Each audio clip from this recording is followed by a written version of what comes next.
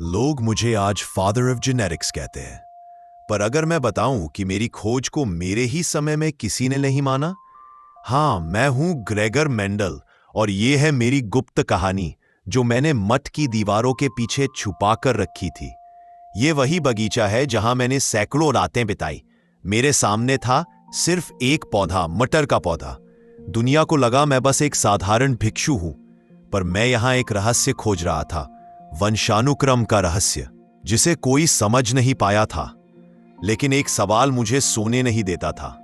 क्यों कुछ गुण माता पिता से संतान में सीधा उतरते हैं और कुछ हमेशा छुपे रहते हैं? मैंने सबसे पहले दो अलग अलग किस्मों को चुना, एक लंबा पौधा और एक बौना। फिर मैंने उनके फूलों का परागण अपने हाथों से करवाया। किसी को अंदाजा भी नहीं था कि ये नाजुक पंखुड़ियों के बीच मानव इतिहास का सबसे बड़ा जैविक रहस्य छुपा है। जब पहली पीढ़ी उगी, मैं स्तब्ध था। सभी पौधे लंबे थे, बौने का कोई निशान नहीं, जैसे उसका अस्तित्व मिट गया हो।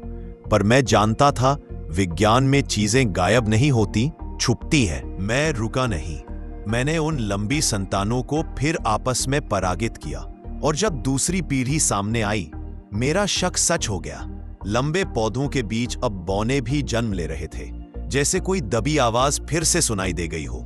तभी मैंने दुनिया का वो नियम खोज लिया जो आगे चलकर जीन्स, एलील्स और डोमिनेंस कहलाया। लेकिन तब किसी ने विश्वास नहीं किया। मेरे जीवन में मेरी खोज दबी रह गई, वैसे ही जैसे बौने पौधों के गुण पहली पीढ़ी में दब जाते हैं। पर सच अंत में सामने आता ही है। मेरी खोज भी आई मेरे बाद, और हमेशा के लिए विज्ञान की दुनिया बदल गई। मैं हूं ग्रेगर मेंडल, और ये थी मेरे मटर के दानों में छुपी विरासत की असली कहानी।